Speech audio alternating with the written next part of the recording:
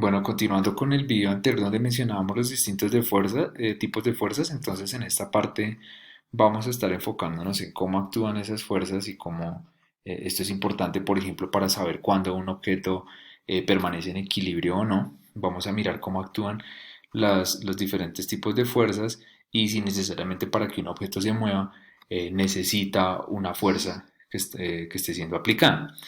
Entonces, aquí en primer lugar, bueno, voy a colocar aquí en la simulación estas, darle clic aquí en estas opciones. Entonces aquí van a aparecer algo que se llama la sumatoria de fuerzas. Voy a colocar acá dos objetos, uno a cada lado. Entonces, bueno, esta flechita va a representar la fuerza de tensión que en este caso se está aplicando hacia la izquierda en el carrito. Entonces, el tamaño de la flechita de ese vector y la dirección indica pues hacia dónde está apuntando y el tamaño de la flecha va a indicar qué tan grande es, de tal manera que si agregamos más personas que estén hablando hacia la izquierda, pues el tamaño del vector va a aumentar porque la dirección está hacia la izquierda. Entonces, aquí en este caso, cuando yo le dé play a la simulación, efectivamente el carrito se va a mover, va a aumentar su velocidad. Aquí lo voy a reiniciar. Voy a colocar nuevamente el mismo objeto. En este caso, en este primer caso, la fuerza total pues, es de 150 Newton hacia la izquierda. Si colocamos otro objeto a la izquierda, una persona que va a jalar hacia la derecha, entonces noten que el tamaño de las flechas es igual, de tal manera que si pues, un vector fuerza va hacia la derecha y el otro va hacia la izquierda y tienen el mismo valor, pues uno lo que debería esperar es que no se movieran. Acá lo vamos a ver. En este caso, observen que aparece acá suma de fuerzas, entonces esta parte recibe varios nombres, o sumatoria de fuerzas, o la fuerza neta, o la fuerza resultante, en este caso es cero, porque 150 Newton hacia la derecha menos 150 Newton hacia la izquierda, pues nos da cero. Aparte de esas dos fuerzas de tensión, que son características de las cuerdas, hay otras dos fuerzas que si bien no aparecen acá en la simulación, es muy importante que ustedes las tengan presentes.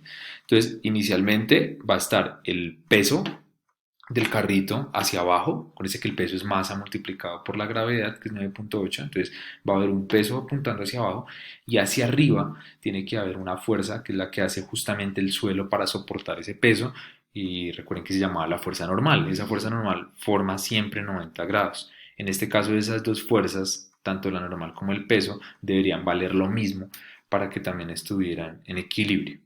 Bueno, entonces aquí vamos a ver otro caso donde se aplican los diferentes tipos de fuerzas.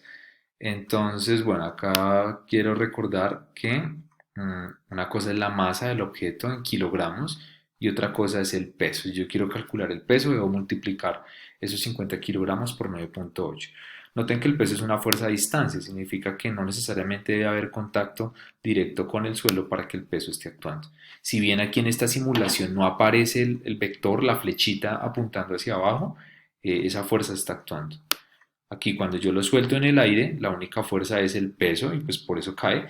Pero acá cuando una vez toca la superficie, el piso, debe haber una fuerza hacia arriba que forma 90 grados con la superficie, que es la fuerza normal. Como aparece en la lectura, esas dos fuerzas están en equilibrio y por lo tanto el objeto se queda quieto. Esa fuerza normal es la que evita precisamente que la caja siga derecho. Es un poco raro, digamos, de pensar, pero si no estuviera esa fuerza, pues no habría quien soportara ese peso.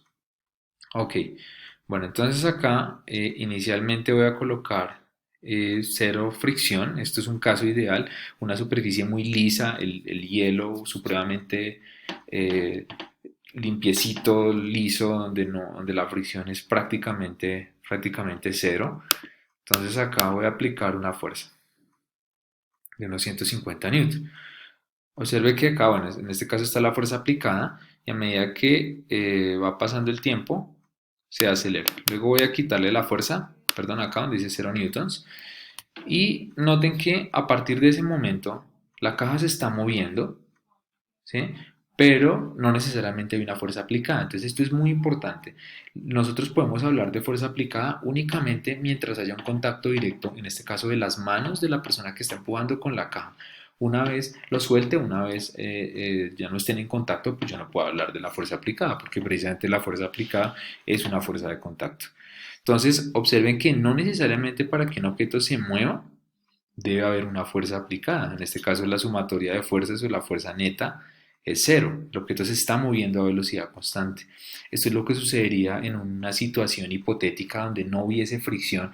Aquí realmente hay algo de resistencia del aire, o sea, la caja tiene un área que está digamos, impactando con el aire, y el aire de alguna manera también amortigua y va a empezar a ralentizar el movimiento hasta que en algún determinado instante se va a detener. En este caso, en la simulación no aparece. Observen que si yo aumento la fricción, esto es característico ya de las superficies. Entonces, cuanto mayor sea el rozamiento, cuanto más ásperas sean, por ejemplo, las superficies, pues mayor va a ser la fricción hasta que finalmente, pues en algún momento se detiene. Vamos a mirar aquí en el caso donde hay fricción. Voy a colocar un punto intermedio y voy a aplicar aquí no sé, eh, unos 250 newtons. Entonces hay 250 newtons hacia la derecha y 59 newtons hacia la izquierda.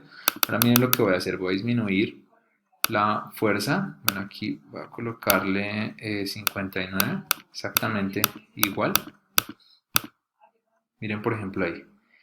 En este caso, tanto la fuerza aplicada que va hacia la derecha, tanto la fuerza de fricción que va hacia la izquierda son iguales. En este caso, como las fuerzas están balanceadas, miren lo que pasa con la velocidad, se mantiene constante. Si una fuerza fuera mayor que la otra, se acelera.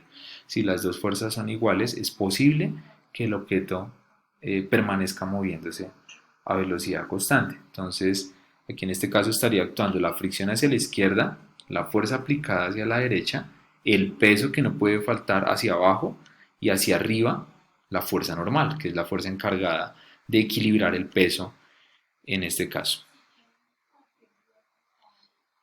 Bueno, nuevamente, si retiramos la fuerza de fricción